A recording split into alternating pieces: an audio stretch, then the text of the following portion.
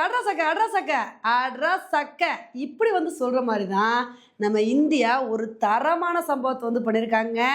இன்னைக்கு நம்ம வீடியோவில் இந்த ஒரு விஷயத்தை பற்றி தான் பார்க்க போகிறோம். நம்ம இந்தியா கச்சா எண்ணெய்க்கும் சரி, நேச்சுரல் கேஸ்க்கும் சரி, நம்ம மற்ற நாடுகளை தாங்க டிபெண்ட் பண்ணிட்டு வந்துட்டுருக்கோம். கச்சா எண்ணெயெல்லாம் நம்ம இந்தியாவில் அதிகமாக யூஸ் பண்ணாலும் கிட்டத்தட்ட 80% மேலே நம்ம மற்ற நாடுகளில் இருந்து இறக்குமதி பண்ணி தான் நம்ம கச்சா எண்ணெய் யூஸ் பண்ணிட்டு வந்துட்டுருக்கோம். இப்படி இருக்கும்போது நம்ம ஏன் மற்ற நாடுகள்கிட்ட இருந்து இறக்குமதி பண்ணணும்? நம்ம நாட்டிலே கச்சா எண்ணெய் கிடைக்குதான்னு பார்க்கணும், இயற்கை எரிவாயு கிடைக்குதான்னு பார்க்கணும் அப்படின்னு இந்த மாதிரி ஒரு சில விஷயங்களை நம்ம இந்தியா முயற்சி எடுத்துட்டு வந்துட்டு இருக்காங்க. அந்த வகையில் அந்தமான்ல இயற்கை எரிவாயு கண்டுபிடிச்சிருக்காங்க. இதுதாங்க இருக்கிறதுலே ஒரு தரமான சம்பவமாக பார்க்கப்படுது. அந்தமான்ல என்ன இருக்கு அப்படின்னா, ஒரு 15 கிலோமீட்டர் தொலைவில் ஆழ்கடல்ல விஜயாபுரம் 3 அப்படின்ற கிணறுல இயற்கை எரிவாயு கண்டுபிடிச்சிருக்காங்க.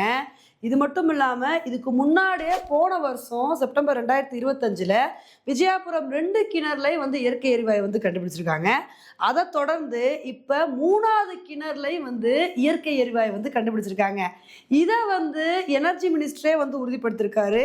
அவர் பார்த்தீங்கன்னா ஒரு வீடியோ வெளியிட்டு இங்கே பாருங்க, இங்கே நேச்சுரல் கேஸ் இருக்கிறது உறுதியாக இருக்கு அப்படின்னு அவரும் அஃபிஷியலாக கன்ஃபார்ம் பண்ணியிருக்காரு. இப்போ இதை பார்த்துட்டு தான் எல்லாருமே சந்தோஷப்பட்டுட்டு வந்துட்டு இருக்காங்க. ஏன்னா இப்போ இயற்கை எரிவாயு அதிகமாக கிடைச்சி அதை நம்ம யூஸ் பண்ண ஆரம்பிச்சிட்டோம்னு வச்சுக்கோங்களேன், அவ்வளவுதான். உலக நாடுகளில் எந்த நாடுனாலையும் இந்தியாவை அசைச்சு கூட பார்க்க முடியாது. ஏன்னா நம்ம இந்தியாவில் இருக்க பெரிய பிரச்சனை என்ன அப்படின்னா, நம்ம இந்த மாதிரி க்ரூட் ஆயில், நேச்சுரல் கேஸ்ன்னு சொல்லிட்டு எல்லாத்தையுமே இம்போர்ட் தான் பண்ணிகிட்டு இருக்கோம். இதில் நமக்கு நிறைய ஃபாரின் எக்ஸ்சேஞ்ச் ரிசர்வ் காலி ஆயிடுது.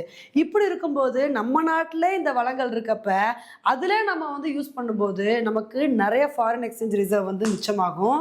இதனால நம்ம நாடு அடுத்த நிலைமையை நோக்கி போகும்.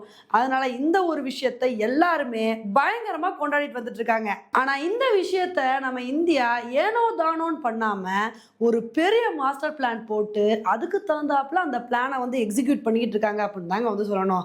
ஏன்னா கடந்த சுதந்திர தின விழால நம்ம பிரதமர் மோடி அவர்கள் என்ன சொல்லியிருந்தார் அப்படின்னா, நம்ம இந்தியா தற்சார்பு பொருளாதார நாடா மாறணும், நம்ம எதுக்குமே யாரையுமே டிபெண்ட் பண்ணாம இருக்கணும், அதனால சமுத்திர மந்தன் மிஷனை நம்ம கையில் எடுக்கணும் அப்படின்னு இந்த மாதிரி ஒரு விஷயத்த சொல்லியிருந்தாரு.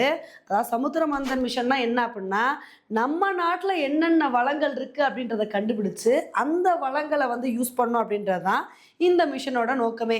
இப்போ அதன் அடிப்படையில் தான் நம்ம நாட்டில் எந்தெந்த இடங்கள்ல முக்கியமான வளங்கள் இருக்கு அப்படின்றத கண்டுபிடிச்சிட்டு வந்துட்டு இருக்காங்க. அந்த வகையில் தான் இப்போ அந்தமானில் இயற்கை எரிவாயு கண்டுபிடிச்சிருக்காங்க. உண்மையிலே இந்த மாதிரி நம்ம நாட்டில் அதிகமான இயற்கை எரிவாயு இருந்து அதை நம்ம யூஸ் பண்ண ஆரம்பிச்சிட்டோம்னு வச்சுக்கோங்களேன், நம்ம நாடு வேற லெவலுக்கு போயிடும். ஏன்னா ஆல்ரெடி இதே மாதிரி தான் கயானாவில் பார்த்திங்கன்னா இயற்கை எரிவாயு 2015 கிடைச்சிச்சு. அதுக்கப்புறம் அந்த நாட்டோட பொருளாதார நிலைமை அப்படின்றது அப்படியே மாறிடுச்சுங்க.